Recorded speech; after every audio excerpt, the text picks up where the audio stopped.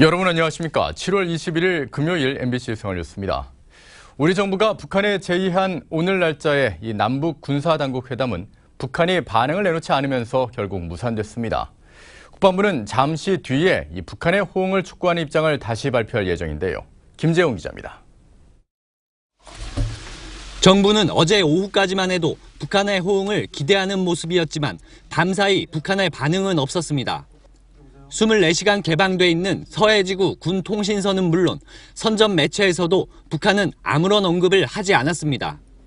정부는 어제 회담이 사실상 무산되는 분위기에도 데드라인은 없다며 회담을 위한 실무 준비는 계속해왔습니다.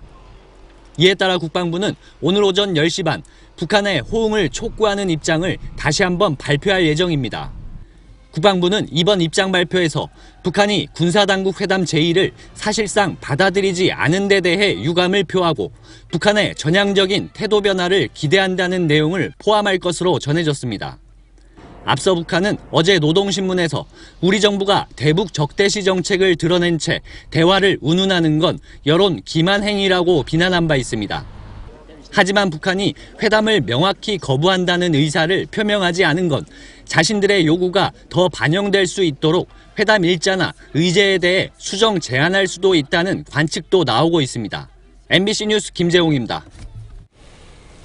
새 정부 5년간의 살림 계획을 세우는 당정청 국가재정전략회의에서 문재인 대통령은 새 정부는 작은 정부가 아니라며 이 5년간 178조 원을 투입해 100대 국정과제를 수행하겠다고 밝혔습니다. 문제는 증세 없이 재정을 어떻게 조달할 것인가인데요. 장밀 기자입니다. 청와대 영빈관에서 열린 당정청 합동국가재정전략회의에서 문재인 대통령은 적극적인 재정 투입을 강조했습니다. 국민의 삶을 실질적으로 바꾸기 위해서는 재정이 보다 적극적인 역할을 수행해야 한다는 생각입니다. 새 정부는 작은 정부가 아니라 새 정부가 기초연금과 일자리 등 100대 국정과제에 투입하겠다고 밝힌 재정은 향후 5년간 178조 원에 달합니다. 하지만 재원 조달 방안은 불투명합니다. 향후 세수 자연 증가분을 60조 원으로 예측했지만 경기가 나빠지면 줄어들 수도 있는 부분이고 세입 확충을 하겠다는 방안도 대기업의 비과세 감면을 줄여 11조 원, 세금 탈루를 줄여 5조 원을 확보하겠다는 계획 정도입니다. 복지나 이런 부담을 하려면 국민들께서 그것도 지금 형편이 되는 척에서 조금씩 더 부담을 해줄 수밖에 없다는 이야기를 이젠 좀 정직하게 해야 될 것 같습니다. 더불어민주당 추미애 대표는 법인세의 경우 연소득 2천억 원 초과 구간을 신설하면 3조 원 가까운 세수를 확보할 수 있다고 밝혔습니다.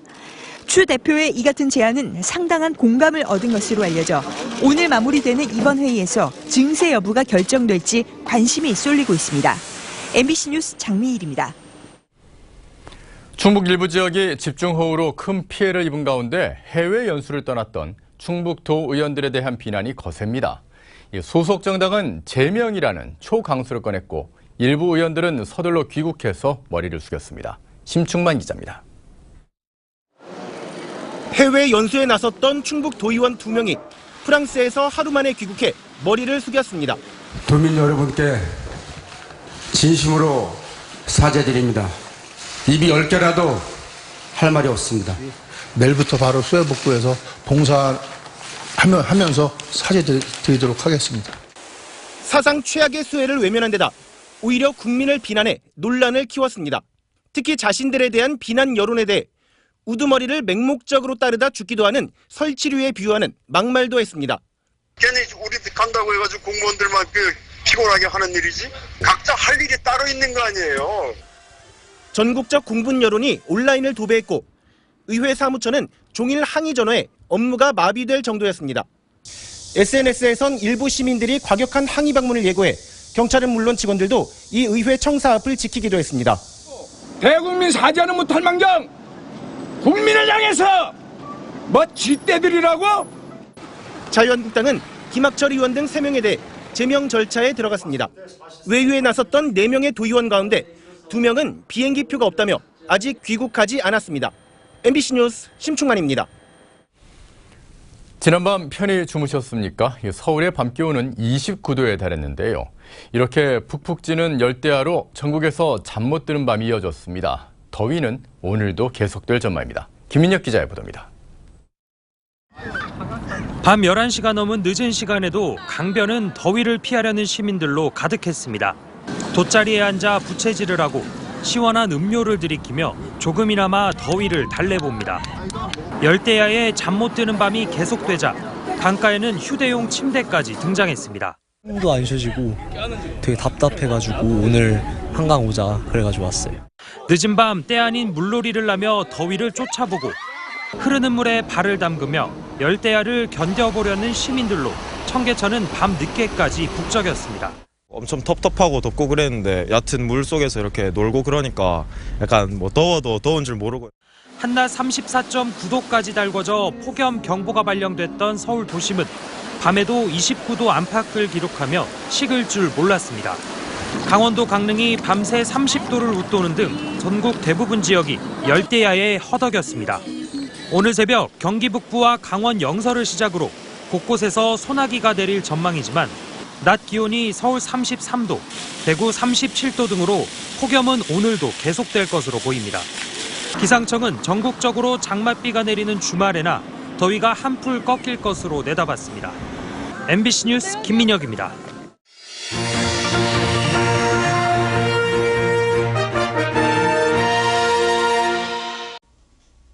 여러분 안녕하십니까? 경북 동해안 지역에 폭염경보가 내려진 가운데 오늘도 불볕더위가 이어지겠습니다. 오늘 아침 최저기온은 포항 28, 경주 24도를 기록했고 낮 최고기온은 포항 36, 경주 38, 영덕 35, 울진 33도가 예상됩니다. 폭염의 기세는 토요일에 동풍이 불면서 잠시 누그러지겠습니다. 바다의 물결 0.5에서 2m로 일겠고 안개가 짙게 끼겠으니 항해하는 선박은 주의하시기 바랍니다. 포항시는 최근 논란이 된 수상 레저타운을 비롯해 각종 관광시설을 형산강에 조성할 계획입니다. 수은으로 오염된 강에서 물놀이를 즐기라는 건데 수백억 원의 예산만 낭비하는 애물단지가 되는 건 아닌지 우려가 높습니다. 장미쁜 기자가 보도합니다.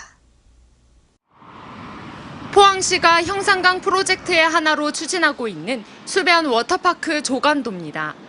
900여 평 규모의 성인 풀장 등 15,000여 제곱미터 면적의 초대형 워터파크가 만들어집니다.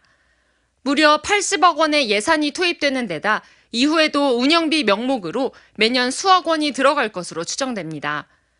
최근 수은 오염 문제로 공사가 일시 중단된 수상 레저타운의 경우 90억 원의 사업비가 이미 집행됐습니다. 이뿐만이 아닙니다. 형산강 생태 탐방로를 만들기 위해 35억 원을 들여 공사 중이고 부조장터 공원을 만들고 백기를 뚫는데 90억 원이 배정됐습니다. 형산강 인근 관광 사업에만 300억 원 이상의 막대한 시민 혈세가 투입되는 건데 문제는 형산강의 수은 오염 실태가 아직 모두 확인되지 않았다는 겁니다.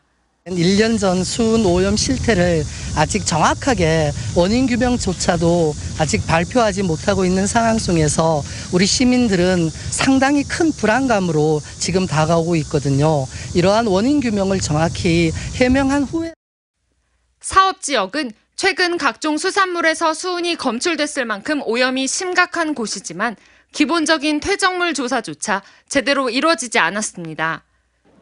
레저 활동이 오염을 더 확대시키는 건 아닌지, 또 인체에 치명적인 수은으로 오염된 하천에서의 물놀이가 바람직한지 시민들의 의구심도 커지고 있습니다.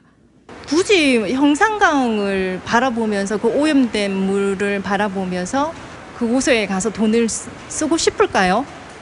네, 요즘 이슈는 청정, 대자연, 공기 좋은 곳으로 떠나고 이런 거 아닌가요?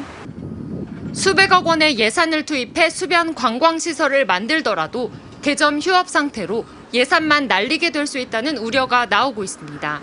무용지물인 사업을 하게 되는 거죠. 중금속 오염된 곳에 누가 와서 마음 편히 놀고 사람이 오지 않는다면 그 시설들은 방치될 수밖에 없기 때문에 지역 경계 활성화된다는 말은 그저 장밋빛 전망일 뿐이라고 생각합니다.